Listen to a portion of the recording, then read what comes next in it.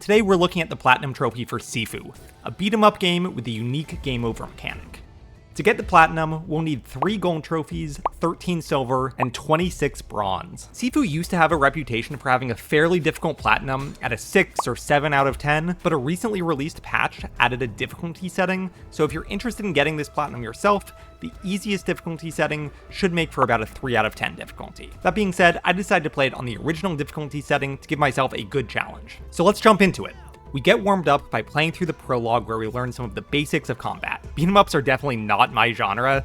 I just can't resist the temptation of button mashing, so learning how to fight properly will be quite a journey. That said, we quickly make our way through this prologue and defeat our own Sifu to get our first trophy. In this prologue, we're actually playing as Yang, the game's final boss. After Yang clears out the school, we meet the main character, the son of the Sifu that we just defeated. Yang attacks him, and we get a hint at the clever game over mechanic as our character returns to life after Yang and the gang leave. After sitting through the beautiful opening credits, the game begins in earnest. We're now playing as the son of Sifu and are 20 years old. Our mission is to track down and destroy the 5 leaders that attacked our school 8 years ago. This translates to 5 levels, each with their own collectibles, trophy, and unique boss. But here's where the game over mechanic comes into play.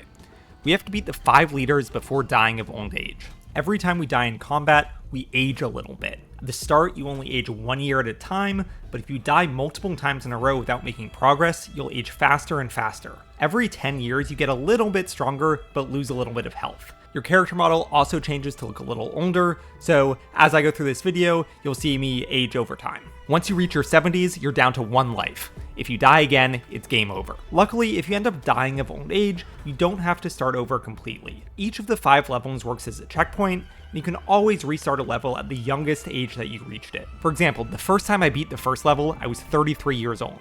I aged 13 years over the course of that first level. So from now on, I could always start level 2 at 33 years old. Or if I wanted to, I could go back to level 1 and try to finish it at an age younger than 33. Keeping my age down as I worked through the game was always in the back of my head. For now, I was just trying to get through the game for the first time, but one of the hardest trophies in the game is to beat the final boss at 25 years or less. So we'll eventually need to come back to these levels and beat them with basically 0 deaths. The first level in the game is the Squats, where we make our way through this factory to fight one of the leaders known as the Botanist.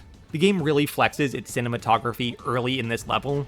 Most of the game is over-the-shoulder third person, but occasionally it will switch to this side-scroll view like we get in this hallway. We get our first trophy of the main game by performing 3 takedowns in 10 seconds. I loved this section of the level. It really reminded me of the hallway fight scene in Daredevil, or Vader walking down the corridor in Rogue One. You feel unstoppable as you take down enemy after enemy. We also get a few early trophies for leveling up for the first time and buying a perk at a prayer statue. If you keep putting experience points into the same unlockable, it will eventually become a permanent unlock, meaning that you have the ability even if you start over from age 20. We get a trophy not long after this for unlocking our first permanent ability. We eventually make it to the boss of the Squats. We took some damage throughout the level and are at age 29 when we make it to him. This guy can use a machete and can deal some pretty big damage. At this point, I'm slowly learning the dodge timing, and I take a few deaths here. He knocks me into my 30s, and we can see our character becoming older. But I eventually take him out at 33 years old. The second level in the game is the Club. We need to make our way through this rave to fight Sean, aka the Fighter, at the end of it. The Club is a lot less linear, and I really liked it. There are tons of little rooms back here. My personal favorite was this backroom fighting pit where we can see people betting on the outcome of a fight. In fact, much later in the Platinum journey, we get a trophy for dropping into this fight and taking out the big guy first. In another one of these back rooms, we run into a mini-boss that knocks us into our 70s, giving us another trophy. We're just 1 death away from game over at this point, and even though we make it through a few more rounds of combat in our 70s, we're eventually taken out and need to restart the level. Luckily, a few shortcuts are now permanently open, and we quickly return to the end of the level. We get 1 more quick trophy for hopping over this ledge, and then it's time for the second boss. Okay, for this boss, the Fighter lights the room on fire and comes at you with a staff. But he's actually not too bad once you learn the patterns. I actually found this easier than the first boss. After dodging one of the more obvious swipes, he has this huge punish window. I eventually found this pattern where if I had my own staff, I could consistently dodge this move and then knock him on his back. So after some more work, we get another trophy for finishing him off, and it's off to the 3rd level. The 3rd level, the museum, was probably my favorite level of the 3. It's really easy to navigate because you make your way through separate exhibits as you climb up the museum. It also gets a bit trippy and abstract towards the end, where you fall into a pit with tons of statues and only 1 real enemy. Very spooky. Another section goes into side-scroll mode again, which is just my favorite.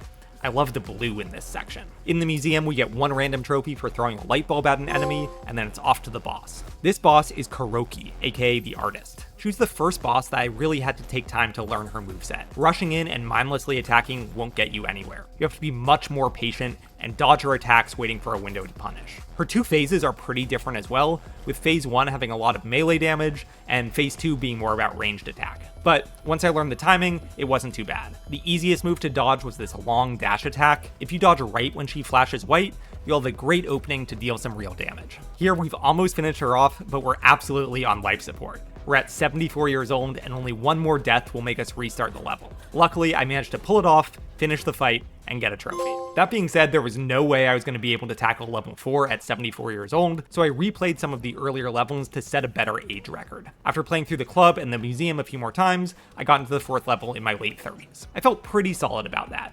With only 2 levels to go, I felt like I was on pace to beat the final boss. The 4th level is the tower, where we're trying to track down the CEO Jinfang. This level takes you up through elevators and into offices, and then eventually takes you down into caves below the tower. We get a trophy for accidentally falling through these caves, which cost me a life, but it skips part of the level, so I guess it kind of evens out. The 4th boss was surprisingly easy. Just like with the Artist, the CEO has a lot of ranged attacks, but if you give her enough space, she'll basically always use the same attack. For this attack, you have to duck twice, and then hop once, and then she's vulnerable for an attack. Her second phase is really just more of the same, and it's nothing too crazy. So even though I started this level in my late 30s, by the time I beat her for the first time, I was 69 years old. I got the trophy, but definitely needed to run through the level a few more times to get a lower age for the final fight. So I did just that.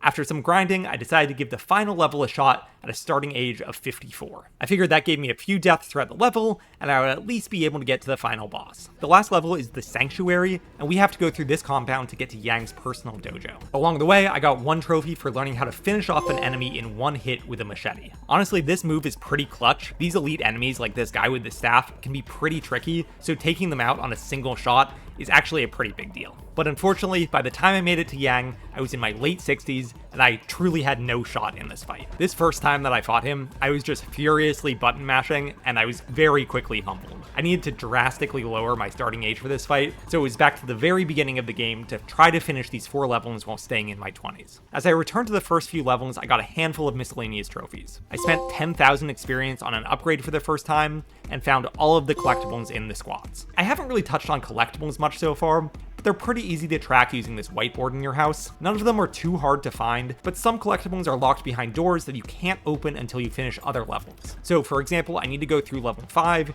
in order to come back and get this last collectible in level 1. Anyways, after a good amount of time practicing these first 4 levels, I finally made it back to Yang at a reasonable age. I was 39 years old, and I'm telling you, I needed every single one of those years. Yang seemed absurdly difficult at first. If you try to attack him, he'll dodge out of the way and respond with his own attack. Your only window of opportunity is to hit him after blocking a series of his own blows. In fact, blocking was the key to this fight. In every other fight in the game, I relied heavily on dodging. But in this fight, it's really important that you block rather than dodge. To block an attack, you need to hit the block button right as the attack lands. Every time you successfully block one of his attacks, you deal some stamina damage. This damage is increased if you have a weapon, so I made sure to bring a staff to the fight. After a lot of practice, I began to learn his patterns. This one was definitely my favorite. He attacks once, and then takes a large step to his right. After that, he attacks with 5 or 6 quick punches. I'll show it to you in slow motion here. If you just mash the block button here, it's pretty easy to block every single attack, and you'll deal a good amount of stamina damage. I eventually got him to his second phase, but I was taking a beating myself. The second phase is more of the same, but he has a few more attacks, many of which were harder to block. I eventually got the hang of these as well, but I'll be honest, for the first time through this fight, I was back to frantically button mashing. I finally took him down at the age of 68. I was super proud to finish this fight, but you have to give respect to Yang. It's pretty impressive for him to take me from 35 years old to 68 over the course of one fight. Finishing the main game was the first big destination on the road to the platinum. The next step is to beat the game at an age of 25 or less. This might sound intimidating. After all, I just beat the game for the first time at 68 years old. But surprisingly, it wasn't insanely difficult. I think the main game itself is so tough that once you get good enough to beat it for the first time, you're basically good enough to beat most of these bosses flawlessly. So that's what we started to do. We went back to the start of the game and tried to clear each level without dying, or maybe dying one time. There's one small wrinkle to this plan. For each boss, there's also a trophy for sparing the boss's life.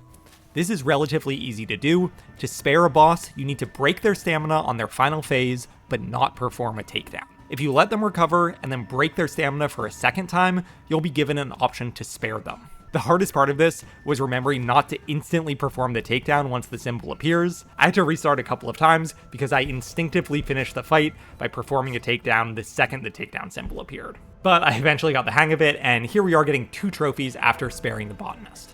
The first was for beating him without losing a life, and the second was for sparing his life. After that, it was rinse and repeat. I finished the collectibles for the 2nd, 3rd, and 4th levels, and also spared each of these bosses. You need to spare Yang as well, so I decided to get more practice in and fight him even though I was past that target age of 25. Sparing him gives me the collectible trophy for level 5, and a trophy for sparing all bosses. It also unlocks this cool white outfit that I wore for the rest of the game. After that, I played through each level a few more times, continuing to lower my maximum age. We picked up a few miscellaneous trophies along the way as well. 2 of these involved throwing an enemy off a ledge, and 1 involves some tactical espionage action where you need to sneak around this large area quietly taking out different guards without alerting the main group.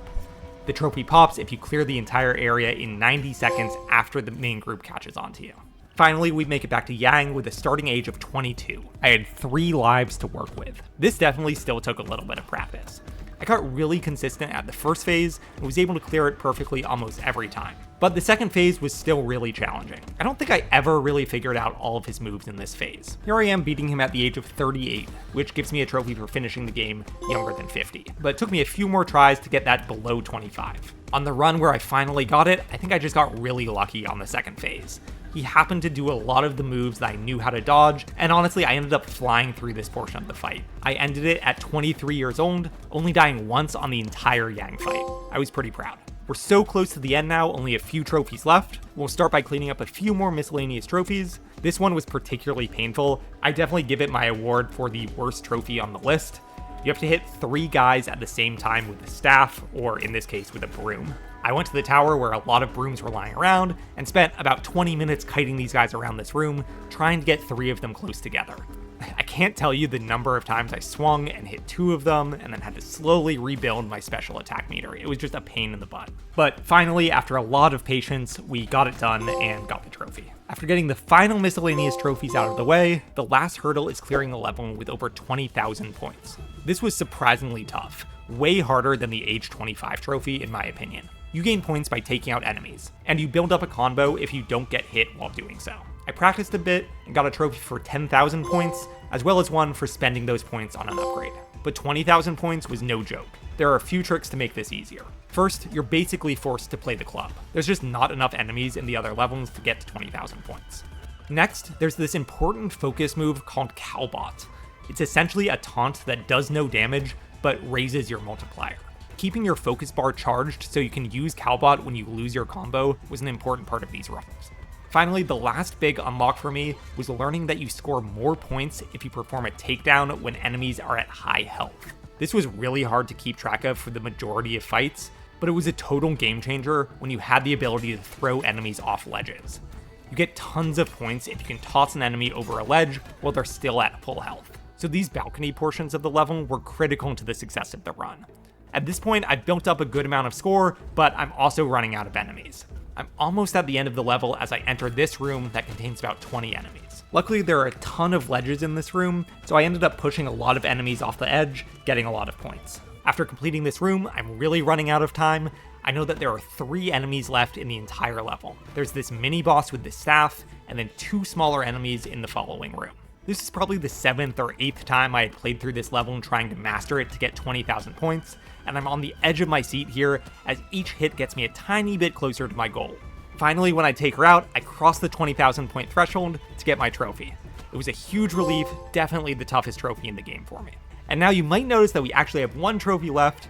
To get our platinum, we simply need to open the photo mode and take a picture of our character. I try to find a cool location for this photo, so I stand in front of the fire, open photo mode, and pop our final trophy to get the platinum. I really enjoy this game. It's a really fun challenge, especially on the original difficulty setting. If you'd like to see more difficult trophy videos, subscribe and check out my videos on Super Meat Boy and Jump King.